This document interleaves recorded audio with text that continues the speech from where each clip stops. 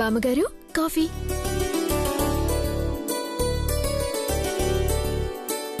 అత్తయ్య గారు తీసుకోండి.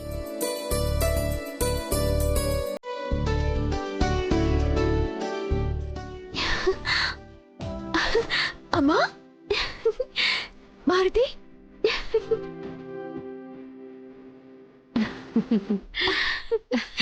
అమ్మా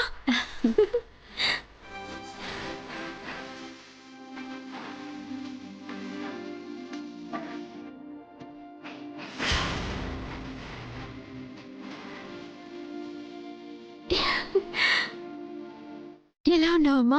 బాగున్నాను, నువ్వెలా ఉన్నావు? నేను బాగున్నానమ్మా. తమ్ముడు, అక్క,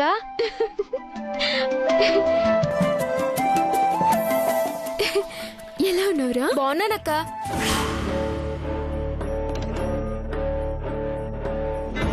నా మనవరాలు హాయిగా తిరగాల్సిన ఇంటికి దెయ్యం పట్టుకున్నట్టు పట్టుకుంది.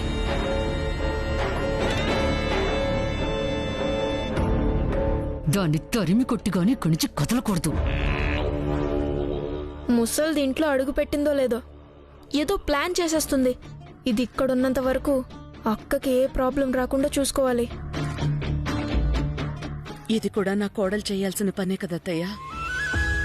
నా వియ్యంకులు వియ్యపురాలు ఇంటికొచ్చినప్పుడు నా కోడలు వాళ్ళని సంతోషంగా ఆహ్వానిస్తేనే కదా నాకు సంతోషంగా ఉంటుంది.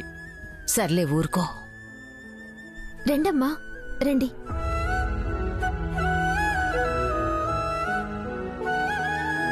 రండి వదిన గారు. రండిదిని గారు, ఎలా ఉన్నారు? బాగున్నావండి, కూర్చోండి.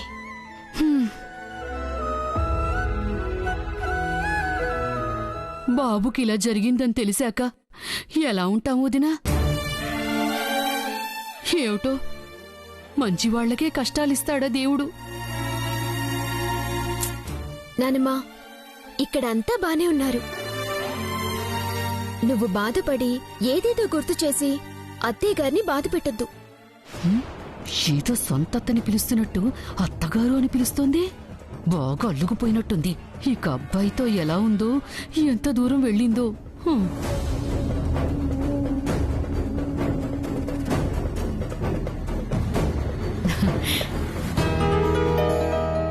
బామ్మగారు, అత్తయ్య గారు బాగున్నారా?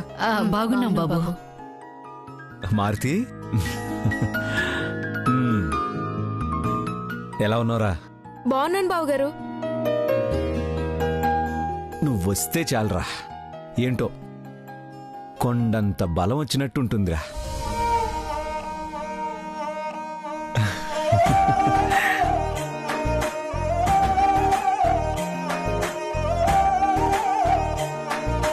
రండన్నయ్య గారు కూర్చోండి. మీరు కూర్చోండమ్మా, నేను పైకెళ్ళి బావగారిని చూసొస్తాను. అమ్మా, మీ అందరికీ నేను కాఫీ తీసుకొస్తాను.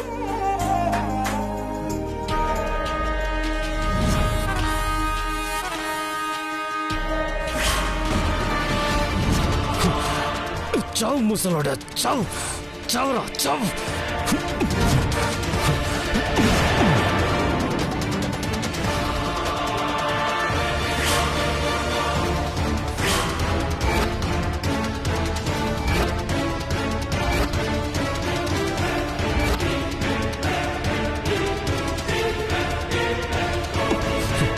చావురా ముసలోడా. అధికారం మొత్తం దేవాన్స్కి ఇచ్చేస్తే మరి నేనేమైపోవాలరా? చావురా ముసలోడా, చావు.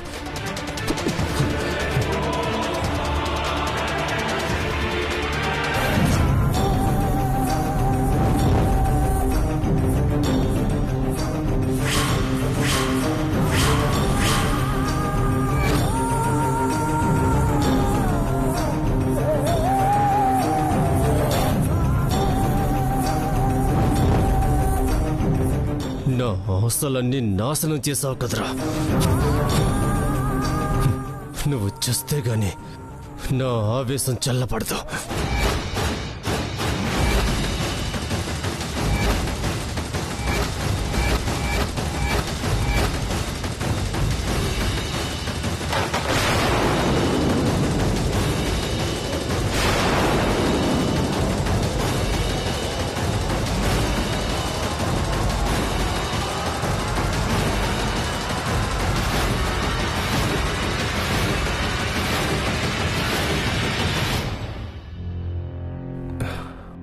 బావగారికి ఈ పరిస్థితి వస్తుందని నేను కల్లో కూడా అనుకోలేదు బాబు.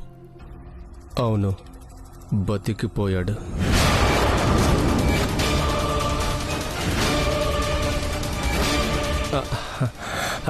అదే చనిపోయారని భయపడిపోయాం. అందరి అదృష్టం బాగుండి బ్రతికారు. నిజమే, పోయాయనుకున్న ప్రాణాలు నిలబడ్డాయంటే మాటలు కాదు, అంతా దేవుడి దయ. దయా పాడ మొత్తం నాశనం చేసేశాడు. అదే పాపం పెదనాన్న దగ్గరుండి బాధ్యతల కార్యక్రమం పూర్తి చేయాలనుకున్నారు. ఇంతలో ఇలా జరిగింది. ఇప్పుడు ఏమైంది బాబు? ఈయన చేతుల మీద తిలకం దిద్దారు కదా, అంటే ఈయన బాధ్యత పూర్తయినట్టే. కాకపోతే నీకిద్దామనుకున్న బాధ్యతలు నా అల్లుడికి అప్పగించారు. పోనీలే బాబు, ఎవరికిస్తే ఏంటి, మీరందరూ ఒకటే కదా. అల్లుడు గారి గురించి నిజం తెలుసుకొని ఉంటారు, అందుకే బావగారు మనసు మార్చుకున్నట్టున్నారు. అయినా నా కూతురు కూడా పొరపాటు చేయదు. ఇదంతా ఎవరో కావాలని చేసిన పని. కానీ చివరికి మంచే జరిగింది కదా, వాళ్ళ పాపాన వాళ్లే పోతారు.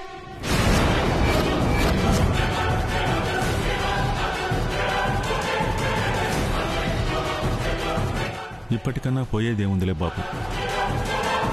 అల్లుడు గారికి చేదోడు అదోడుగా ఉంటూ బాధ్యతలు పంచుకోచాలి.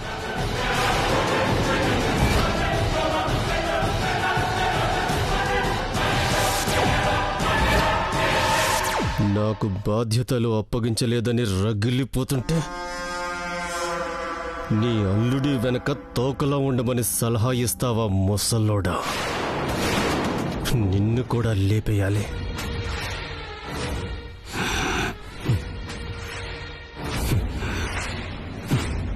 ముందు ఈ ముసలోడిని లేపేయాలి.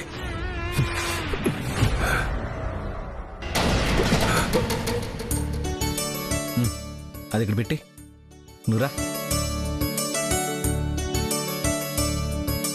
నానమ్మా కాఫీ. అమ్మా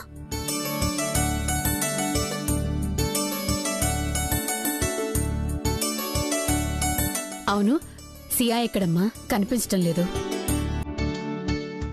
రోజంతా ఇంట్లో ఉండే మాకే ఎప్పుడో ఒకసారి కనిపిస్తుంది. ఇప్పుడే వచ్చారు కదా, అప్పుడే ఆమె కనిపించాలంటే ఎలా?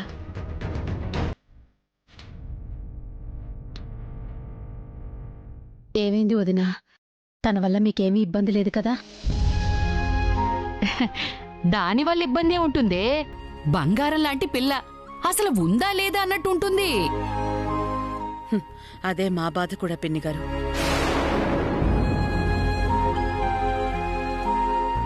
ఉందా లేదా, అసలు మా కోడలా కాదా అన్నట్టే ఉంటుంది.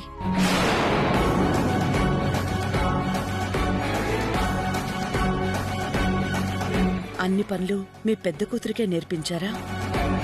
చిన్న కూతురికి ఒక్క పని కూడా నేర్పించలేదా? కౌసల్య ఊరుకో. అయ్యో, ఇప్పుడు నేనేం అనడం లేదత్తయ్య. ఒకే ఇంట్లో ఒక అమ్మాయి ఇలా, ఇంకో అమ్మాయి అలా ఎందుకు పెరిగిందా అని అడుగుతున్నాను. సియాకు కూడా బాగా పనులు వచ్చమ్మా, కానీ చదువు మీద బాగా ఆసక్తి ఉండడం వల్ల వెనకేసుకుని రావద్దు పిన్నిగారు. ఇంటికొచ్చిన రోజే ఏం వచ్చో ఏం రాదో ఆ మాత్రం తెలుసుకోలేమా?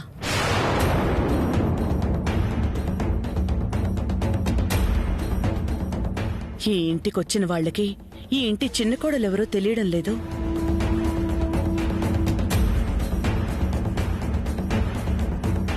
నేను చెప్తే ఏమత్తిది అంటారు.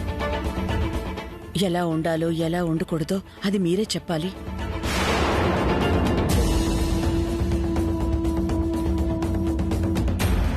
అలాగే వదినా.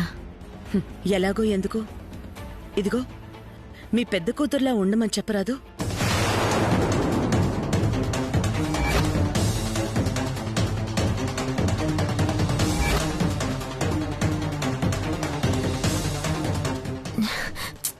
అత్తయ్య గారు, మీరేం కంగారు పడకండి. 4 రోజులు పోయాక నాకన్నా మీ చిన్న కోడలే గొప్ప అంటారు. అంతలా మారిపోతుంది చూడండి. నేను చెప్తున్నాను కదా. అమ్మా, మీరు చెల్లి గదిలోకి వెళ్లి విశ్రాంతి తీసుకోండి. నేను పైకి వెళ్లి బట్టలు తీసుకొస్తాను.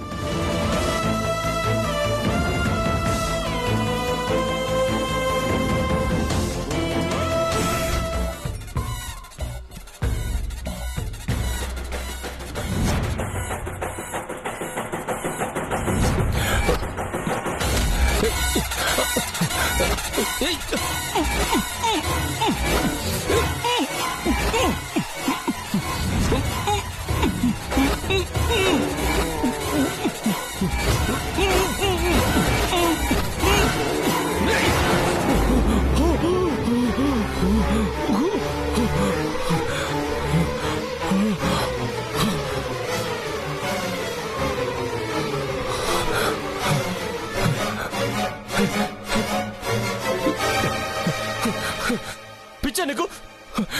ఇంకొక క్షణం ఉండుంటే ప్రాణాలు పోయిండేవి కదా. ప్రాణాలు తీయడం ఎంత సింపుల్, కానీ తీసావా తరువాత సిచ్యువేషన్ ఎలా ఉంటుందో తెలుసా? నేనదంతా ఆలోచించే పరిస్థితిలో లేను. నాకు బాధ్యతలు అప్పగిస్తానని చెప్పి మోసం చేశాడు ముసలాడు. అందరి ముందు నవ్వులు పాలు చేశాడు. వాడు బతకడానికి వెళ్ళలేదు. Shut up. నేను చెప్పింది నీ మట్టి బుర్రకెక్కదా? ప్రాణాలు తీస్తే హంతకుడివి అవుతావు, ఆధిపత్యం దక్కదు. ఇప్పుడు మాత్రం ఏం దక్కుతుంది? మొత్తమంతా వాడికి అప్పగించారు కదా. ఇంకా అవ్వలేదు కదా. రేపు హోమం పూర్తయితేనే బాధ్యతల కార్యక్రమం పూర్తయినట్టు. అది జరిగితే ఎవ్వరికీ బాధ్యతలు దక్కవు. ఆ తర్వాత మళ్ళీ మన ప్లాన్స్ మనం చేసుకోవచ్చు. కానీ హోమం జరగకుండా ఆగాలి కదా. ఆగుతుంది. ఆపేయబోతున్నాను. ఎలా?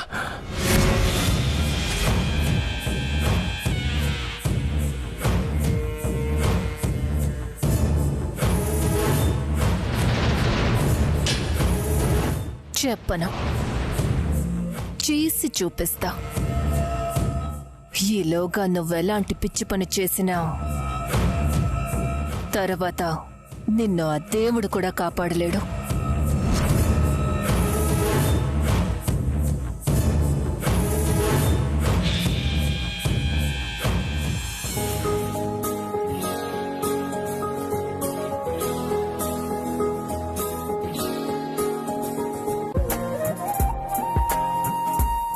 అక్క, రా తమ్ముడు.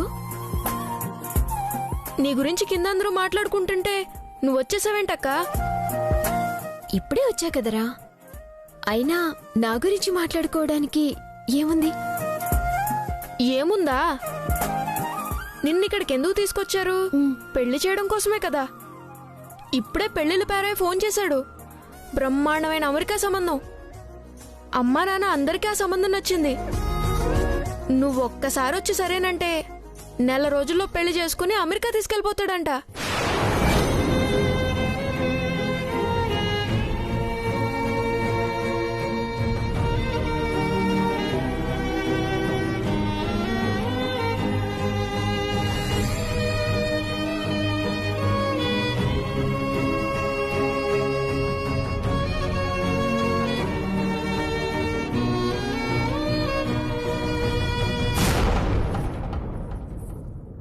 రే, అక్కనే ఆట పట్టించాలని చూస్తావా? అక్క అక్క వదిలక్క ప్లీజ్ అక్క. అక్క అక్క ప్లీజ్ అక్క. ప్లీజ్ అక్క వదిలక్క. నిజమే చెప్తున్నానక్క, నిజంగానే పెళ్లి సంబంధం వచ్చింది. అదిగో అక్క నొప్పొస్తుందక్క. పెళ్ళనగానే అక్క ఎలా స్పందిస్తుందో, అక్క మనసులో ఏముందో తెలుసుకోవటానికి కట్టుకథలు చెప్తున్నావు కదా. అమ్మా,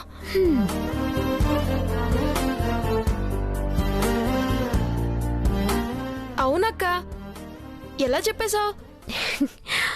నా తమ్ముడి గురించి నాకు తెలీదా? వాళ్ళక్క మెడల్లో 3 ముళ్ళు వేసిన వాడితోనే జీవితం పంచుకోవాలని కోరుకుంటాడు. కానీ ఇంకో పెళ్లి సంబంధం వచ్చిందని మళ్ళీ పెళ్లి చేసుకోమని కలలో కూడా చెప్పడు. చెప్పనక్క. నా కోరిక ఎక్కడ కలగానే మిగిలిపోతుందేమోనని నాకు భయమేస్తుంది. భయం ఎందుకు తమ్ముడు? రామయ్య ఉన్నాడు కదా, అంతా ఆయనే చూసుకుంటాడు. అంటే బావగారితో కలిసి ఉండాలని కోరుకుంటున్నావు కదా, బావగారితో జరిగిందంతా చెప్పేస్తావు కదా. రే రే రే ఆగు, అలా అని నేనెప్పుడు అన్నాను? ఎప్పటికైనా ఆయన సియాన్ని కలిసి ఉండాలి. వాళ్ళని కలిపుంచటానికి నేను ప్రయత్నం చేస్తాను. ఛే, నువ్వు మారవక్క, నువ్వు మారవు. ఏమైందిరా ఇప్పుడు? ఇంకేం కావాలి? ఇక్కడికొచ్చాక బావగారిని చూశాకైనా నీ మనసు మారుతుంది అనుకుంటే ఇంకా అలాగా ఆలోచిస్తున్నావక్క. పోనీ నిజం చెప్దామంటే చెప్పకుండా నా నోరు కట్టేశావు. నువ్వు చెప్పవు. పోనీ వేరే పెళ్ళేమైనా చేసుకుంటావా అనుకుంటే అది వద్దంటున్నావు. అసలు ఏం చేద్దాం అనుకుంటున్నావు? నేననుకోవడం ఏంటి తమ్ముడు, ఆ రామయ్య అనుకోవాలి. నన్ను పెంచిన వాళ్ళకి, నాకు తోడుగా ఉన్న వాళ్ళకి ఏమైనా కావాలి అంటే రామయ్యని కోరుకోవడమే కాని నా కోసం ఎప్పుడైనా కోరుకున్నానా? అయినా ఇదిగో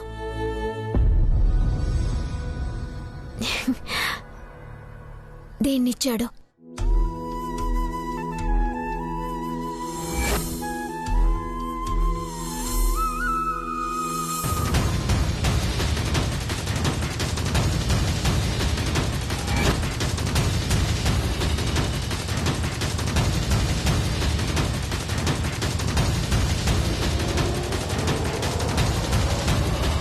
మరి భర్తనిచ్చిన రామయ్యే ఆ భర్తతో కలిసుండే భాగ్యం కూడా ఇవ్వాలి కదా తమ్ముడు.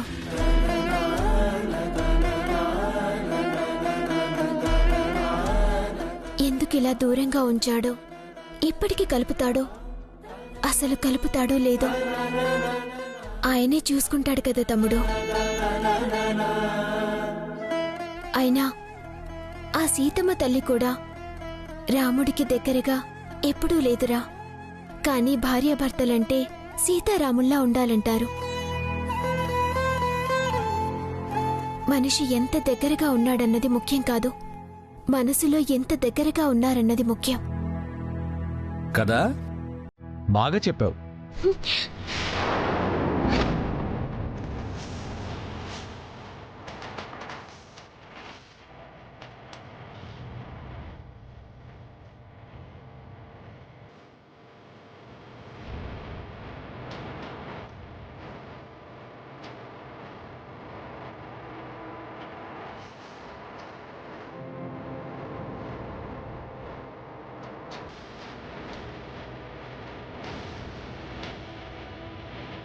కానీ మనసులో దగ్గరగా ఉండి మనిషి దూరంగా ఉంటే ఆ విరహం తట్టుకోవడం కష్టం. నువ్వు వెళ్ళి చేతులు కడుక్కో.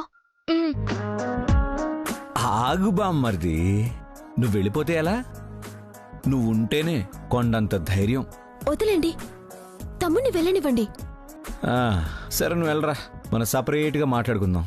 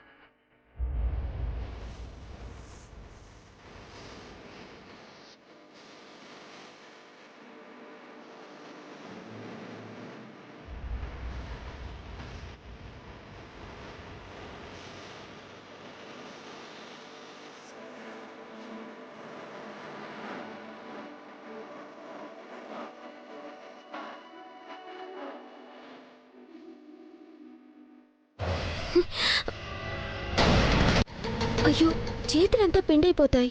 పర్వాలేదు. ఎవరైనా చూస్తే బాగోదు. లేవండి. గుళ్ళో ఒకే గదిలో దొరికిన ఓదార్పు కోసం నీ భుజం మీద తలపెట్టినా ఏదీ తప్పు కాదని బాధ్యతల్ని నా చేతిలో పెట్టి తీర్పిచ్చాడా దేవుడు.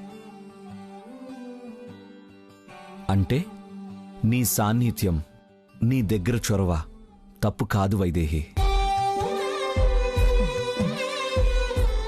అది సరే, ఇందాకెక్కడున్నాను? విరహం. విరహం తట్టుకోవడం చాలా చాలా కష్టం వైదేహి.